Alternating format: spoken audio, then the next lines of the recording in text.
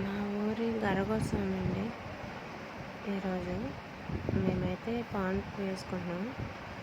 ఇది అయితే గరగంటారు దీన్ని. నేనైతే చిన్న గరగ తెచ్చుకున్నాను.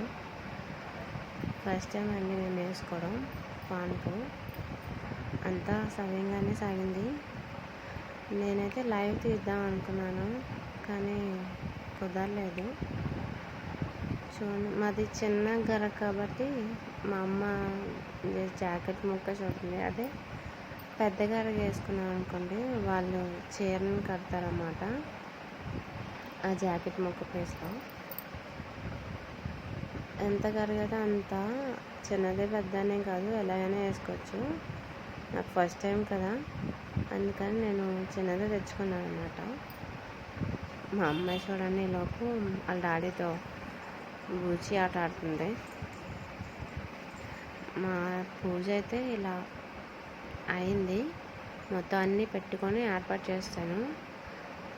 ఇంకా ఎవరికాలే కొబ్బరికాయలు కొట్టుకొని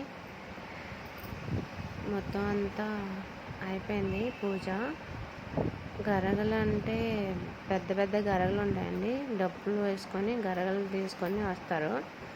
ప్రతి వీధికి వెళ్తూ ఉంటారు, ప్రతి గడపకి వెళ్తారు.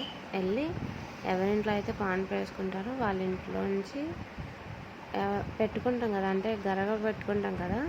ఎవరైతే, నేను ఇప్పుడు గరగ పెట్టుకున్నాను కదా చిన్నది, అలాగా ప్రతి ఇంటి దగ్గర నుంచి ఎవరైతే వేసుకున్నారో వాటిని కలెక్ట్ చేసుకొని తీసుకెళ్తారనమాట.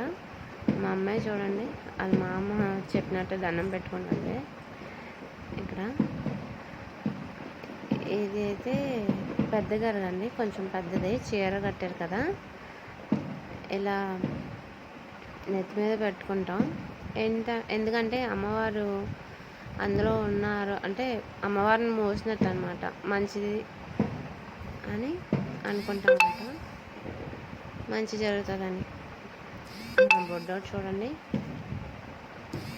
ఏదో పెట్టినట్టు ఫీల్ అవుతున్నాడు, తలకి పెట్టుకోవట్లేదు అసలు. అలాగే మా అమ్మ పెట్టింది అంటే అమ్మవారిని మోస్తున్నట్టు అనుకోవాలన్నమాట, అమ్మవారు అందులో ఉన్నారని. ఇవేనండి గరగలు, డబ్బులు కొట్టుకొని వచ్చి తీసుకెళ్ళిపోతారు. ఈరోజైతే ఇలా మా గరగోత్సవం ఇలా అయింది. రేపు పొద్దున్న జాతర పెడతానండి, జాతర చూద్దురు, చాలా బాగుంటుంది. ఇది ఏ ఊరో తెలిస్తే కనుక కామెంట్ చేయండి, లైక్ చేయండి.